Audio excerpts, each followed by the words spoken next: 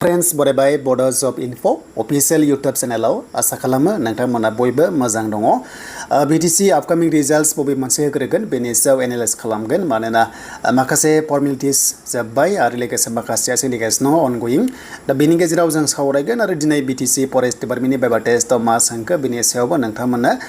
फंनैसो आपडेटखौ लाबोदों जाहाथे नोंथांमोना एसेब्लाबो हेल्पफुल मोनो ओके नेक्स्ट लेभेलाव दा बेल' नङा Grade 3 आव जुदि बाइबा टेस्ट लायोबा बेयावबो नोंथांमोना माखासे आइडिया मोननो हागोन दा जाय नोंथांमोना Bodo Job Info official YouTube चेनेलाव गोदानै फैदोंमोन साबस्क्राइब खालामना ला जाहाथे लेटेस्ट भिडिअ नोंथांमोना मोननो हायो दा जोंनि फर्स्ट नम्बर 1 आपडेट जागोन बेनो जाबाय टेटनि मेरिट लिस्टनि सायाव जे माब्ला फैथावगौ बेनो जाबाय LP एन्ड UP पोस्टआव दा गोबाव खालामा जों थांनि अफिसियेल वेबसाइटआव So दायो जों फैबाय अफिसियेल वेबसाइटआव आरो फैनाय लोगो जाय नोंथांमोना LP आरो UP आव गोबांथार माने मेरिट लिस्टखौ नेगासिनो दङ नोंथांमोननि साख्रिनि रिजाल्टआ फैगासिनो दङ बारा गोबाव गैथारला दा जोंनि बे नटिसखौ क्लिक खालामबा दाखालि जायनोखि एबसेन्ट जादोंमोनना बिथांमोननि थाखाय एसे टाइम होबावदों बेनि थाखायनो एसे रिजाल्टआ लेट जागोन अके नङाबा जुदि एबसेन्ट जायामोनब्ला रिजाल्टआ थाब फैसिगौमोन नाथाय बिथांमोननो टाइम होबाय नालाय चान्सखौ होबावदों बेनिखायनो जों बे नटिसखौ नायोबा फिजिकल डकुमेन्ट्स भेरिफिकेशनआ 21 जुलाइआ लास्ट डेट बिथांमोननो होनाय जादोंमोन ओके 21 खौ माने लास्ट डेट होनाय जादोंमोन जायनि जाउनाव बिथांमोनखौबो चान्सखौ होदों दा बेखौ नायोबा थ' ओरैबायदि जायो जे माखासे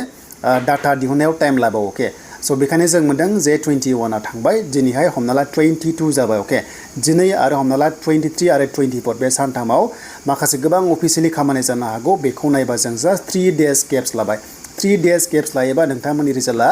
आंनि मथेबा आं जास्ट एनालाइज खालामनाय बायदिबा 25 नङाबा 26 जुलाइआव फैनाय चान्सआ दङ बेनो जाबाय LP आरो UP हिसाबै बेनिफ्राय काटअफआ गोबांथार माने कमेन्ट्सआव फैदों आं एक्चुअलि टेटनिखौ बारा नटिस खालामाखैमोन थांनाय बाराव 60 पॉइंट सामथिं थांदोंमोन होनना बुंदोंमोन बर' मिडियाआव बेखौ नायोबा एबार थ' जायनो माने नोंथांमोना हमना ला 57 निफ्राय हमना ला 59 नि गेजेराव दङबा आं सानो मेरिट लिस्टआव फैनो हागौ आरो दा एसे खम बारा जाखायो काटअफखौ डाइरेक्ट बुंनो हाया नाथाय 57 निफ्राय 59 नि गेजेराव दङबा बर' मिडियामावहाय LP आव फैनाय चान्सआ दङ बेखौ सानदों आङो दा नोंथांमोना बेनि सायाव कमेन्ट्स खालामबानो जाबाय मानोना थांनाय बाराव जुदि 60 आव लादोंमोनब्ला एटलिस्ट हमना ला बिनि -2 आ फैनाय चान्सआ दङ आरो अके दा जियानो जा जों बेखौ सावरायबाय आं सानो रिजाल्टआ नोंथांमोना 3 डेजनि गेजेराव फैनो हागौ बेनो जाबाय LP आरो UP हिसाबै जेराव सरकारा बुंनाय बादिबा 1000 पोस्टआ दङ होनना बुंदों बिनि गेजेराव LP आव मेक्सिमाम पोस्टआ थागोन UP लेभेलाव जेब्लायबो पोस्टआ खम जायो दा बेनो जाबाय नोंथांमोननि एन्ड UP आवथ' हमना ला 65 प्लास काटअफ थांनो हागौ बेखौ जास्ट एनालाइज खालामबाय नोंथांमोना बेनि सायाव कमेन्ट्सखौ खालामनो हागोन अके दा बे थांबाय दायो जों फैबाय सेकेन्ड आपडेट बेनो जाबाय जोंनि ग्रेड 4 गोबांथार सोंगासिनो दङ टटेल 468 पोस्टआ दङ थांनाय बाराव 275 बेनिफ्राय नभेम्बराव जानाय 193 बिनि रिजाल्टआथ' होबानो जासिगौ मानोना मोनसेल'मोन बिनिया जाबाय अनलि अरेल टेस्टमोन अके नाथाय मोनसे बाथ्रा बेयाव जों एसे नटिस खालामनो हायो जुदि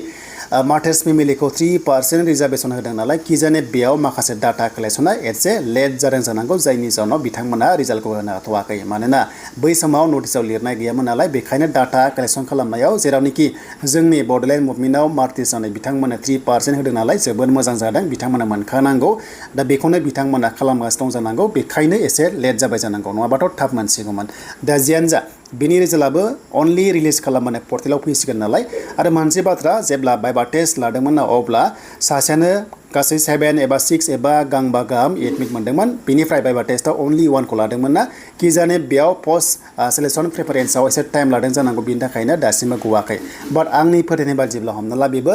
25 निफ्राय 27 जुलाइनि गेजेराव रिजाल्टआ फैनो हागौ ग्रेड 4 हिसाबै मानोना गासैबो बिनिया अनलि अरेल टेस्टमोन नालाय बेखायनो लिस्टखौ आपल'ड खालामनाय लोगोनो जोङो 25 निफ्राय 27 जुलाइनि गेजेराव मोननाय चान्सआ दङ बेनो जाबाय ग्रेड 4 हिसाबै अके बे थांबाय सेकेन्ड आपडेट देन बेनिफ्राय फरेस्ट स' दायो फरेस्टनि बाइबा टेस्टआ दिनै 22 दिनैहाय डे 1आ जागायबाय अके स' बेयाव माबादि सोंदों माबादि ड्रेस गानदों फर्मेल ड्रेस गानदों मेक्सिमाम आरो सोंनाया जाहैबाय फार्स्टआवनो नोंथांमोननि लकेलिटि नलेजखौ 100% नोंथाङा गोसोआव लानांगोन जे नोंनि लकेलाव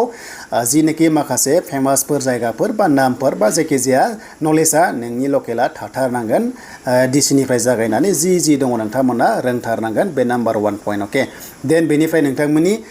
BTC नलेजआ बेखौ सोंदों बेखौबो रोंथारनांगोन A to Z BTC नलेजखौ रोंथारनांगोन एन्ड बेनिफ्राय BTR नलेजखौबो नोंथांमोना रोंथारनांगोन अके मोनथाम आरो बे जाबाय BSc नोंथांमोननि नलेजआबो रोंथारनांगोन अके एग्जाम्पल BTC एकर्डआ माब्ला जादों तो बे टाइपनि देन बेखौ बारनाय लोगो लोगो स्टेटनि सोंदों तो स्टेट लेभेलावबो सोंदों स्टेट लेभेलनि कुइसन एन्ड लास्टआव सेन्ट्रेल लेभेलखौबो सोंनाय जादों बेखायनो फरेस्ट रिलेटेडबो नोंथांमोना नायना ला अके स' फरेस्ट रिलेटेड नोंथांमोना कुइसनखौ जाहाथे हायो बेखौ जाहाथे नायो सोंनाय लोगो लोगो होनानै बादि मोजाङै नायना थां जिखुनु बेल' जे एसेबां गोरा नङा सासेयाव हमना ला मोनथाम मोनब्रै बा मोनबा मेक्सिमाम 10 कुइसन बेबादि सोंनायखौ नुनो मोन्दों गोबां सर्सआव मोन्दों दा जियानो जा नोंथांमोना रोंखागोन जेबो गिनांगौ गैया भाइभा टेस्टखौ मोजाङै भाइभा टेस्टआवथ' बिदि नाम्बारथ' होननाय गैया गाइडलाइन्सआव बाट अब्लाबो नोंथांमोना भाइभा टेस्टआव मोजां पारफरमेन्स होनांगोन देन बेनिफ्राय दिनै फरेस्टआ ग्रेड 1आ जोबजोब्बाय आरो गार्डआबो खावसे जोब्बाय गाबोन अलमस्ट 1600नि खाथियाव दङ भाइभा टेस्टआ बेयाव